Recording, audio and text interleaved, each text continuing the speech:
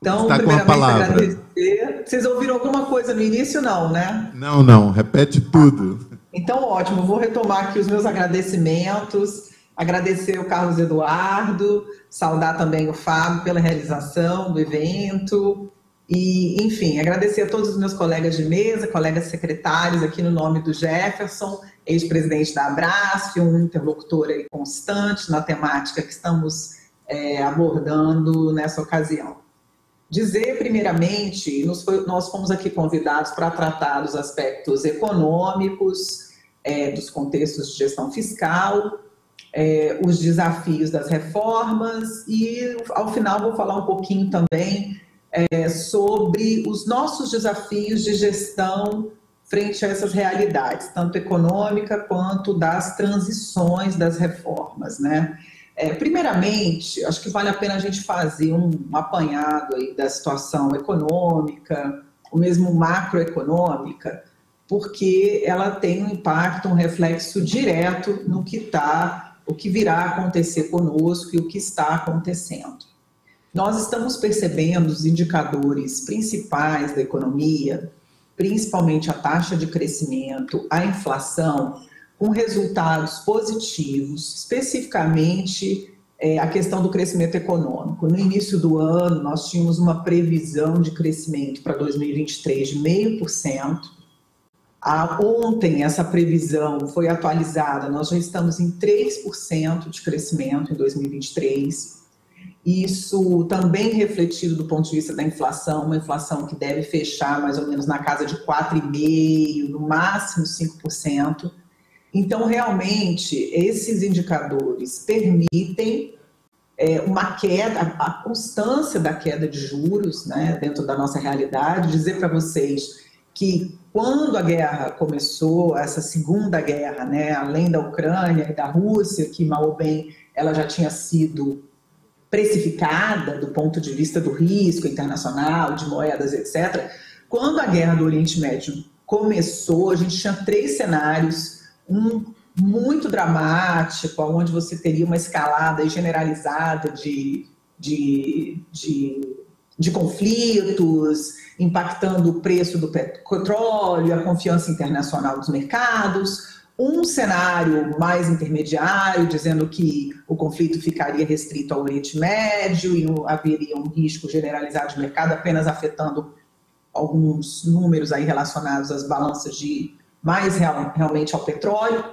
E um cenário mais otimista, que considerava que a questão do Oriente Médio ela era já um indicador permanente, uma variável permanente dentro das operações, das trocas de mercado, e que isso, então, não viria a afetar os principais preços aí internacionais.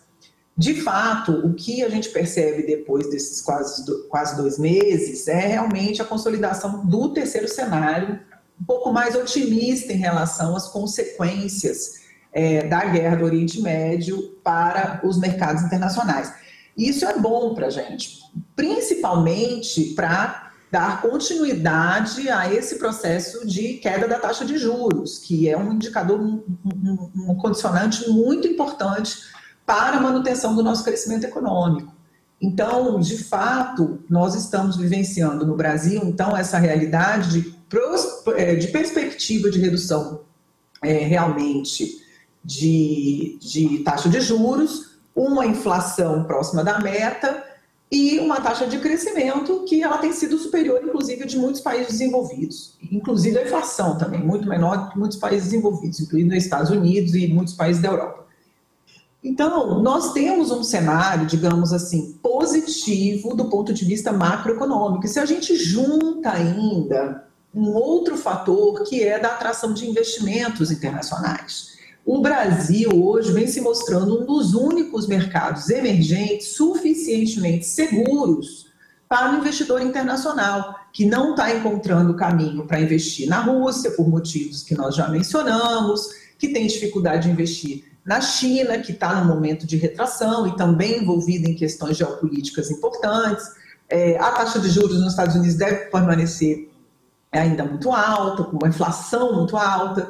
Então, nós temos percebido aqui no Brasil como um nicho de investimento direto para o mercado internacional, como quase que uma ilha que restou no mundo, onde se pode investir com retornos um pouco mais elevados, que é a realidade do país emergente, né?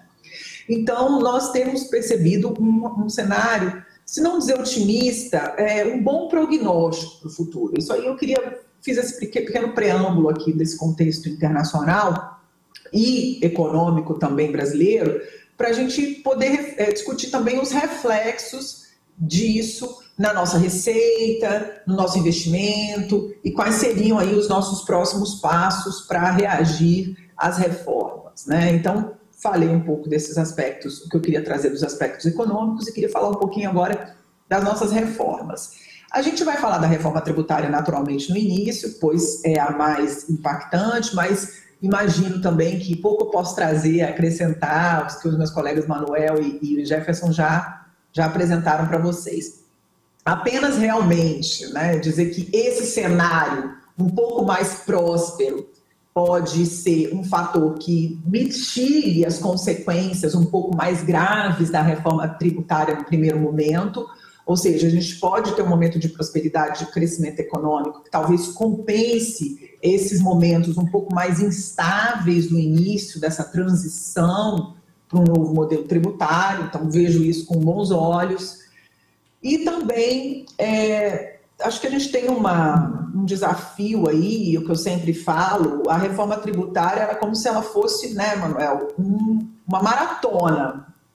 E com a promulgação da PEC, a gente talvez tenha corrido os primeiros, não vou falar 100 metros, mas vamos supor que tenham sido os primeiros 5 quilômetros dessa maratona, que nós temos ainda um longo caminho a traçar, com muitas especificidades, o sistema tributário é muito regulado, vai ter que enfrentar a heterogeneidade dos fiscos estaduais, principalmente os municipais, os brasileiros. Então, realmente é uma responsabilidade muito grande que nós temos pela frente agora para fazer esse modelo realmente funcionar. Então, ressaltar aqui o papel dos técnicos, dizer da necessidade de uma percepção, de um olhar inovador. Afinal de contas, a existência do IBS, da forma com que foi tratado, e dos conselhos federativos, Conselho Federativo, enfim, o ambiente ali de redistribuição dos recursos, ele vai levar uma institucionalidade tributária, de arrecadação, que na larga maioria do Brasil você ainda não tem nos municípios brasileiros.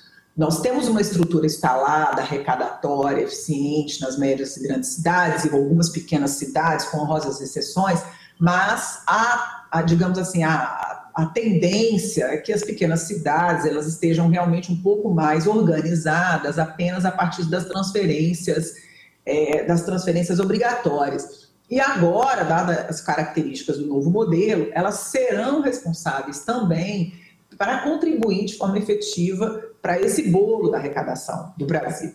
Então, isso vai ser uma coisa muito interessante e é uma oportunidade que nós que já temos um pouco mais de expertise nessa receita, da gente realmente trabalhar para ampliação dessa base aqui no nosso país. Então, com relação à reforma tributária, eram essas minhas pequenas observações já realmente olhando para frente, os nossos próximos passos, criar agora cada vez mais um ambiente de consenso, um ambiente de construção, porque a reforma foi aprovada, deve ser promulgada logo, e que então agora o nosso trabalho é fazer com que ela se torne a melhor reforma, o melhor sistema possível dentro dos marcos institucionais que foram estabelecidos pelo Congresso Nacional.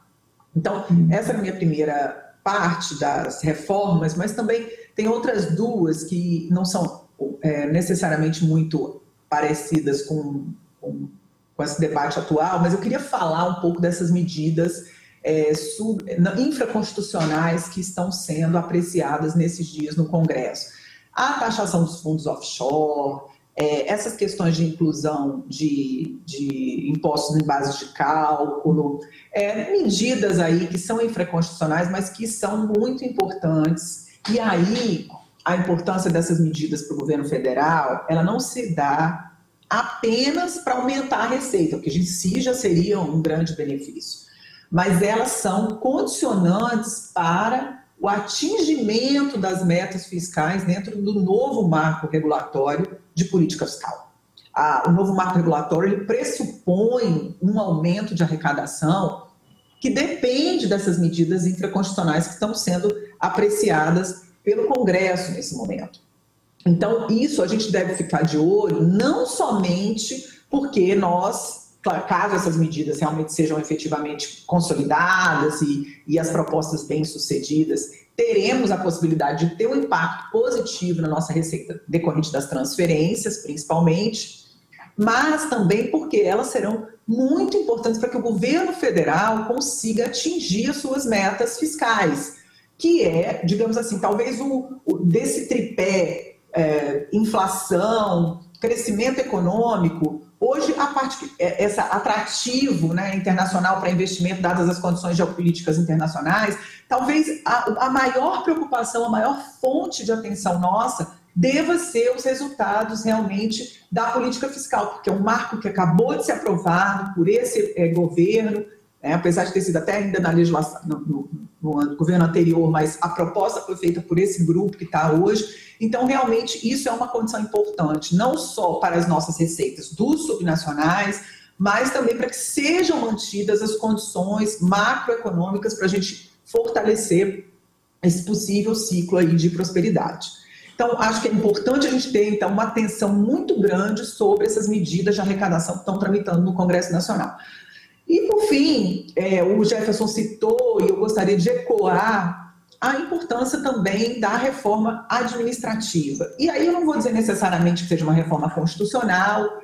O Ministério da Gestão defende que existem medidas infraconstitucionais que seriam suficientes para atender expectativas de melhoria na qualidade do gasto, na eficiência do setor público, que não precisaria de uma reforma constitucional. Eu não entro nesse mérito, eu acho que é importante avaliarmos as propostas e elas estarem na mesa e estarem sendo discutidas. Porque é importante lembrarmos que quando a gente tiver uma alíquota do IBS claramente instituída, clara, transparente, nós vamos, como sociedade, mudar de patamar de cidadania fiscal. Nós vamos saber exatamente, ou muito proximamente, quanto que nós estamos pagando de impostos no Brasil. E isso claramente vai se refletir numa exigência em relação à contraprestação de serviços. Repare, a gente taxa município, então a gente sabe muito bem o que é isso, né? A gente cobra IPTU. IPTU é um imposto que vai na veia, chega aquele carnê em janeiro, todo mundo cheio de boleto, de colégio, e aí o sujeito sente pagar o IPTU de forma muito forte. Então, como é que funciona na vida dele? Ele sai na rua, tem um buraco, tem uma luz queimada, tem um meio-fio sujo ou cheio de grama, ele reclama o quê? O que estão fazendo com o meu IPTU? Nós, até nos municípios, temos mais clareza em relação a essa correspondência tão direta entre a tributação e a prestação de serviço. No governo federal e estadual, isso costuma ser um pouco mais diluído, etc. Mas eu entendo que com a reforma tributária implantada, a IBS e a sua alíquota clara e transparente, nós como Estado, e aí não digo apenas como municípios, mas como o Estado brasileiro, realmente teremos que também corresponder às expectativas da população em relação aos serviços que são prestados, porque nosso patamar de cidadania fiscal vai se transformar. Então, as exigências também, consequentemente, se transformarão, o que eu considero que seja muito positivo. As discussões em relação à remuneração de determinadas carreiras, de determinados poderes, aos resultados das políticas públicas, a qualidade dos serviços prestados, sejam e a qualidade e o público-alvo, muitas vezes. E aí eu vou dar um exemplo para vocês, que a gente precisa falar, que o meu conformismo, vou terminar com isso, do ponto de vista aqui dessa questão das reformas, mas vocês provavelmente estão acompanhando os impactos das passagens aéreas na formatação da inflação, e que isso é um problema, e aí o governo começa a se reunir com a ANAC, que como é que pode o preço das passagens aéreas, está nesse barulho. E nós que estamos vivenciando a crise no sistema de transporte coletivo das médias e grandes cidades do Brasil, não escutamos nenhuma medida que trate e que enfrente essa questão de forma responsável. Isso é público-alvo. Isso é a quem está se destinando não só a atenção, mas os recursos e a agenda do Estado brasileiro. Então, é interessante observar, e eu tenho realmente a convicção que quando mudarmos esse patamar de cidadania, que eu estou dando um exemplo para vocês, nós também daremos mais clareza e mais transparência sobre para quem as políticas públicas estão sendo implementadas, de que forma e com quais resultados. Então, esses eram os meus principais comentários, agradeço a participação, ressalto os desafios que teremos nos próximos anos em relação a recursos humanos para o fisco, o perfil dos profissionais, quanto vamos esperar para construir esse novo perfil, porque nós temos que começar a planejar a força de trabalho dos próximos 5, 10 anos das nossas organizações. Então, que profissional nós precisaremos nos próximos 5 ou 10 anos? Que sistemas precisaremos? Aonde eu devo investir na fase da transição? O quanto isso depois poderá ser customizado para o nosso novo modelo tributário. Então, são muitos os desafios que eu convido vocês, que são realmente os experts, as pessoas que certamente poderão nos dar esses caminhos e essas respostas. Certamente um fórum como esse é uma excelente oportunidade para essa construção. Então, muito obrigada a todas e a todos e desejo um ótimo evento. Já mais uma vez, presidente, me desculpando por não estar aí pessoalmente, mas às vezes a gente tem obrigações também familiares e eu realmente não foi possível viajar essa noite aí para Aracaju. Mas me sinto aqui presente e junto com vocês aí nesses dias.